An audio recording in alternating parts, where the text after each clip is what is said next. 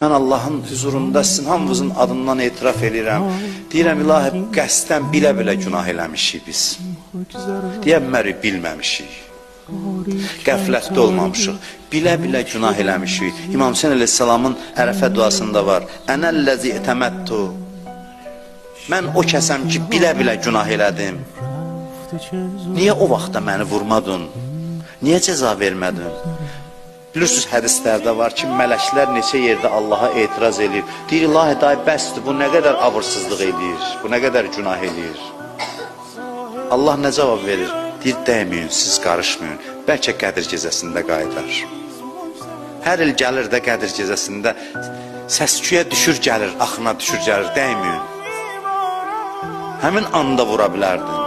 Günah üstündə vura bilərdin. Vurmadın, dedin ki, işiniz olmasın. Mənim bəndəmdir, mən bilərəm. İlahi, səndən xahiş edirəm, bu gecə məndən soruşma. Niyə gec gəlmisən? Niyə indi gəlmisən? Demə mənə ki, iş işdən keçib. Allah eləməsin, həkimə gedirsən, bəzən baxır vəziyyətivə, deyir, nə gec gəldin, iş işdən keçib, aparın. Düzdür? Həkim bəzi xəstə edir, əlacsızdır, gec gəlmişsiniz, gecikdirmişsiniz.